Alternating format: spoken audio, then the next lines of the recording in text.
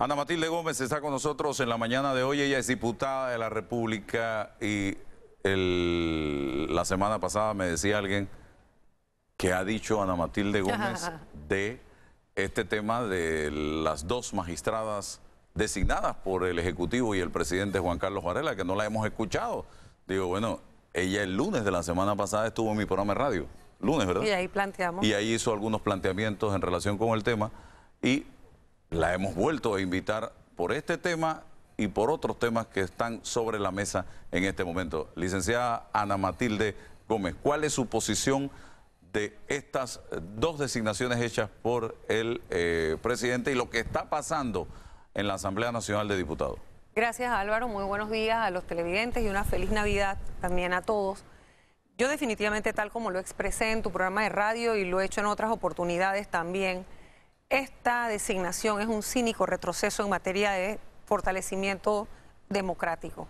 Es un cínico retroceso en materia de institucionalidad por la forma en que el presidente ha desconocido, sobre pretexto de que no resultó, la participación ciudadana. Y es que la Asamblea no es la que está llamada a hacer el proceso de participación, porque ya la Asamblea en sí misma es un proceso de participación cuando los electores nos eligen a nosotros para hablar por ellos. De eso se trata la democracia representativa. Nosotros estamos allí representando a distintos sectores. Claro. Y un poquito lo que hay que reconocer es que el arreglo republicano que tiene la República de Panamá, o sea, la Constitución está hecha a partir de pesos y contrapesos. Y quieren decir que la Asamblea lo politiza todo, pero es que la Asamblea es un ente político. Y cuando el constituyente escogió que la designación o la capacidad que tiene el presidente de escoger o designar con su gabinete llegara a la Asamblea, es porque quería darle un proceso participativo y quería darle la oportunidad de que políticamente tuviera un matiz, es decir, que todas las corrientes del país se pronuncien. Por lo tanto, yo creo que es el momento que la Asamblea rescate en algo la dignidad que el propio Ejecutivo, la historia, pero también el propio Ejecutivo nos ha hecho perder, precisamente por esa intención reiterada de que cuando hay leyes o propuestas que son del gobierno, quieren que de todas maneras pasen. Y que algunos diputados en el camino, precisamente por esta perversa relación que hay entre la reelección, el clientelismo y el voto, caen y vuelven y caen en las presiones que hace el gobierno, que tienen que ver con la chequera, en el sentido no necesariamente de darle dinero directamente, que por ahí dicen que también pasa. Pero a mí no me consta, por eso no lo digo. Si me constara, lo denunciaría. Pero esto de que tú, si hay obras en tu comunidad, y yo lo he visto cuando diputados que se suman para, por ejemplo, llevar un voto de censura a un ministro, me pasó con el ministro del MOP, y que después hay un diputado que le recuerda a quienes firman, te di tantos kilómetros de carretera, o sea que sí hay una manipulación producto de que el diputado quiere concretar algunas obras en su circuito y cuando no es de gobierno no tiene la facilidad. Todo diputado que es de gobierno hace cosas en su circuito, hace cosas en su comunidad, tiene presencia y tiene recursos. El que no lo es, depende mucho, que te lo dan, después cuál es la conducta que te demandan. La otra parte es el chantaje a través de las auditorías o expedientes a diputados. Lo cual es inaceptable. Y en su momento alguien tendrá que rendir cuentas ante la justicia también, porque si usted es una autoridad, como en el caso de la Contraloría General de la República, y tiene la plena facultad para poder presentar esos resultados y tiene la obligación, no es dable, es inaceptable que usted las retenga, si es el caso, o que no las presente hasta que el Ejecutivo haga un uso conveniente del resultado de esas auditorías. Eso no puede ser, y ojalá que ningún diputado se lo aceptara. Mire, es mejor ir a un proceso y de entrar en ese pleito con el tiempo que falta, que admitir o aceptar ser doblegado sobre pretexto de que hay algo contra usted, porque si lo hay, ¿por qué no lo presentan? Porque finalmente también esa persona va a tener que responder, en este caso la Contraloría, si teniendo los resultados hoy no ocurre nada y se espera a que haya un rejuego político de por medio. Ha circulado en los medios de comunicación, licenciada Ana Matilde Gómez, que el Contralor tiene hace rato las auditorías de las donaciones en la Asamblea, de los donativos de la Asamblea Nacional de Diputados.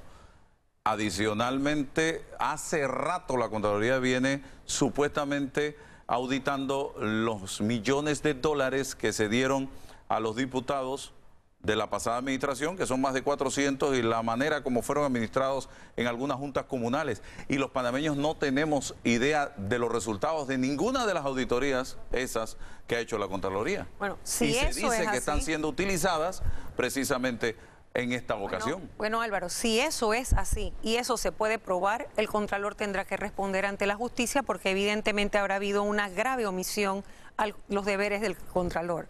Así que él sabrá, él tiene que tener... ¿Cuál es en el fondo la posición suya, o cuál será la posición suya en el Pleno frente a estas designaciones? Ya el PRD, a través de su directiva, ha hecho un comunicado rechazando ambas designaciones. Cambio Democrático ha hecho un comunicado rechazando ambas designaciones. Usted no pertenece a ninguno de estos dos colectivos de oposición, usted es independiente o de libre postulación. ¿Qué puede decir al respecto? Precisamente que lo pone, el presidente lo ha colocado en una condición que es muy difícil entrar a valorar los currículums o las trayectorias, porque yo quisiera saber si ambas designadas están dispuestas a que de todas maneras, con todo lo que está ocurriendo en la Asamblea, todo el manejo que se está dando para que ellas puedan ser ratificadas, y a pesar de eso quieren ser magistradas de la Corte. Yo creo sinceramente que con respecto a una, no hay una premiación, no hay un premio, no hay un reconocimiento a su trabajo. Se le anula totalmente. Aquí hay una ecuación suma cero. Deja de estar en el Ministerio Público en el momento en que más conocimiento se necesita del caso de Brecht. Le tomó una curva de aprendizaje larga a la propia fiscal conocer del caso, sacarla de allí es sacar ese conocimiento, y no lo va a poder usar en la Corte, porque el conocimiento de ella en nada va a servir, porque no va a poder pronunciarse, porque se va a tener que declarar impedida. Porque tal como nos ha explicado la señora procuradora, han trabajado en conjunto, ha sido como quien dice una mesa, una sala, de un equipo de acuerdos para poder hacer el abordaje institucional a los casos de corrupción. Y tema donde aparezca ella como parte de ese equipo en la investigación, ella va a tener que declararse impedida. En todos los casos que se hayan trabajado, como se ha trabajado en todas las fiscalías anticorrupción. Entonces yo pensaría que lo más importante era fortalecer al Ministerio Público en este momento. Si de verdad el presidente quiere combatir la corrupción, ¿por qué no le subimos el salario a los fiscales anticorrupción? ¿Por qué no los blindamos de otra manera? ¿Por qué no los protegemos que no se puedan investigar en la forma común que se hace? Vamos a darles protección y que de verdad sigan adelante con las investigaciones. Yo creo que moverla a la Corte Suprema de Justicia, sinceramente, es anularla. Con respecto a la otra abogada, quien no conozco personalmente, quiero además reconocer a que yo no estoy diciendo que la fiscal Zuleika Moore no sea una mujer honesta. Fue mi subalterna y tengo que reconocer que es una mujer comprometida con el trabajo y que tiene honestidad. Pero me pregunto, ¿esos son las únicas características o cualidades que se requieren en este momento? Ya la experiencia nos ha demostrado que cuando se dan aprobaciones de esta clase, como pasó conmigo, no se tiene después la legitimación que se requiere para que realmente la ciudadanía te respalde y en un golpe político tú puedas resistir. Por lo tanto, tampoco, en el caso de la señora Tovar, me parece incluso más lamentable que hoy que inician el proceso de ratificación con la revisión de su currículum en la Comisión de Credenciales, todavía su esposo es viceministro. Entonces, administrativamente eso no procede. Así que tampoco, yo creo que hay circunstancias de fondo y también de forma que lo llevan a uno a no poder apoyar, en este caso, las designaciones del señor presidente, porque realmente es el presidente Varela el que tiene que aprender que cuando uno no puede estar un pie para adelante y otro para atrás en materia de participación ciudadana. El fortalecimiento democrático, el hecho de que todo lo público sea público y haya la mayor participación pública posible, te impone que si ya en el proceso anterior, en el 2015, tú mismo diste una apertura donde estuvo Colegio de Abogados, Defensoría del Pueblo, la sociedad civil a través de la Alianza Ciudadana, que son más de 17 organizaciones que tienen que ver con la justicia, Comité Ecuménico y los 3 poderes del Estado, tú no haces esa apertura para luego cerrar, porque si a ti el proceso no te funcionó fue por las personas, porque quedaron votando por Ayú Prado enseguida, no es por el proceso que habías utilizado. Luego entonces, cuando la sociedad civil gana un terreno, gana un espacio, no lo pierde. Y es ahí donde pienso yo que hay que castigar al presidente Varela, porque definitivamente, si tú ya diste una apertura, tú no puedes decir, sobre pretexto que no te funcionó, que cierras esa oportunidad de la participación ciudadana. Así que en ese sentido yo creo está muy difícil poder avalar las designaciones. Ahora sale el fin de semana a relucir otro nombre de personas de gobierno, el caso de Roberto Roy, quien sale mencionado por el señor Rodrigo Tacla Durán como una persona que recibió dinero de una manera indirecta a través de una empresa de FCC. Ya se mencionó a Dubois hace unos días, sigue en su cargo con la defensa del presidente de la República, quien en vez de actuar lo que hizo fue acusar a los medios y acusar a empresas que licitaban en el aeropuerto. En fin, ¿cómo ve Ana Matilde Gómez que las personas que se le menciona del gobierno, del círculo del presidente, se les tira un manto para que no sean investigadas, y por el otro lado a las personas del anterior gobierno apenas se les menciona incluso detención preventiva? Correcto. Mire, no es poca cosa el señalamiento, y definitivamente que a todos nos llama la atención poderosamente. El Ministerio Público ha hecho una explicación respecto a que está la decisión de la jueza en el camino y que por eso no se ha podido investigar, pero también las fechas llaman la atención muchísimo, porque la declaración del señor Tacla ante una autoridad judicial en España, es decir, debemos partir del hecho de que la declaración ha sido dada dentro de un proceso judicial ante la autoridad competente, que es un documento oficial, independientemente de que se quiera descalificar a la persona. Y hay que recordar que si los testimonios de esas personas valen para unos, deben valer para los otros.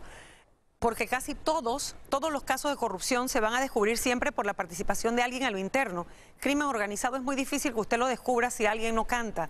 Con las delaciones premiadas o con el proceso, los acuerdos de colaboración eficaz, que es mientras está la investigación, o los acuerdos de pena, en ambos casos siempre va a hablar la persona que estuvo de por medio. Así que yo creo que descalificar a quien emite la información o quien da la declaración ya no es dado. Así como tampoco, tratándose de un funcionario de tan alto nivel y dos obras tan emblemáticas como el Canal de Panamá y el Metro, no es dado tampoco decir yo no fui. Aquí lo que realmente se amerita es que haya una investigación que despeje cualquier duda respecto a esas dos obras que son insignes y la posible participación, en este caso, de su cabeza. Y porque precisamente cuando se ratificó al señor Roy en el Metro, hubo muchas voces que se opusieron, entre ellas la mía cuestionaba, ¿por qué si hay dudas sobre la posibilidad de sobreprecios, no sería mejor que el presidente Varela colocara a otra persona para despejar esa duda sobre la línea 1 del Metro y que eso no acompañara a la línea 2? Era una pregunta que en ese momento nos hacíamos muchos ciudadanos. Yo solamente también era un eco de ellas, en el sentido que la obra necesitaba transparencia, necesitaba la certeza de la confiabilidad de que se había hecho sin buscar lo que había permeado en todas las otras obras del Estado.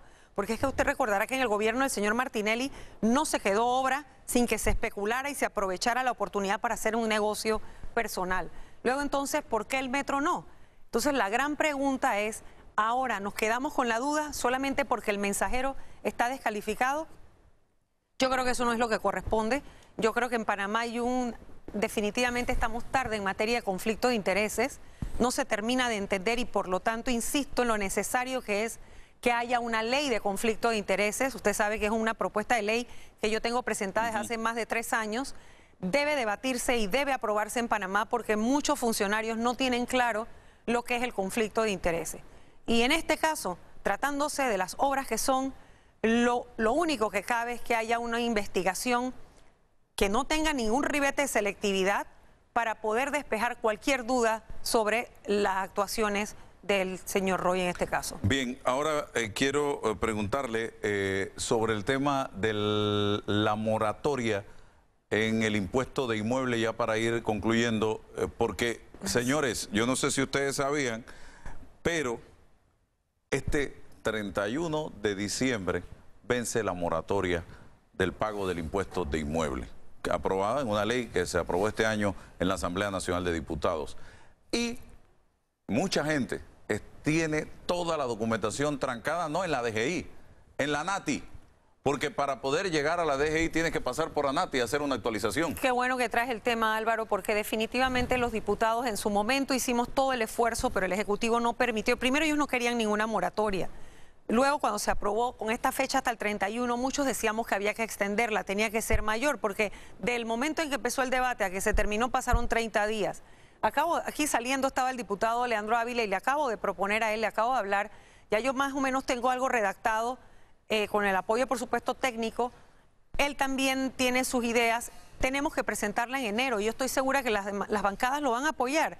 No es que el ciudadano no quiere pagar, no es cierto que todo el que no paga es porque sea un sinvergüenza. Hay muchos ciudadanos, sobre todo jubilados, muchas personas que el impuesto real no lo estaban pagando porque nunca se hizo el ajuste que había que hacer cuando compraron.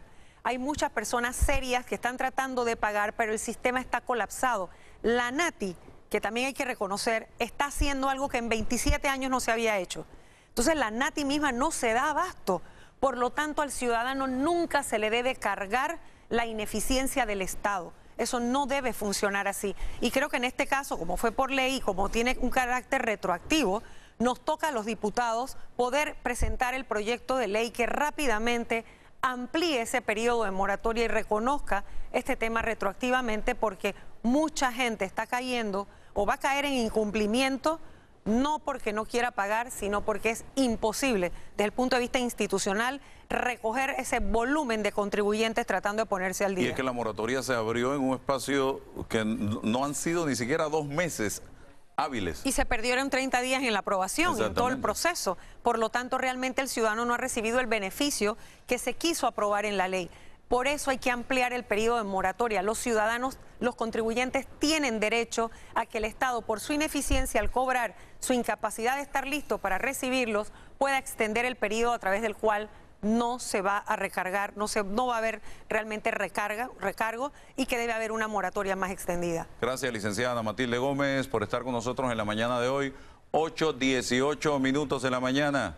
Vamos a darle el seguimiento al voto de cada uno de los diputados, señoras y señores, en la elección de las 2 nuevas magistradas de la Corte Suprema de Justicia, y sabremos también quién manda al suplente y quién va personalmente a hacerle frente a esta responsabilidad. Y que además, tal vez, un momentito nada más en ese tema, que no nos presionen en el sentido que si no está listo para el 2 de enero, no pasa absolutamente nada si no se hace la elección de magistrados en ese momento, de presidente de la Corte me refiero, porque tampoco nos deben presionar de que las 2 designadas nuevas son las que van a cambiar el balance en la Corte, porque los 5 votos del señor Ayub Prado siguen estando allí, porque los que se van no votaron por Ayub Prado. Así que todo esto es parte del análisis que hay que hacer en este momento y que no hay ninguna necesidad de que de todas maneras sea la designación como la ha enviado el Ejecutivo. Bueno, gracias. Vamos a la pausa.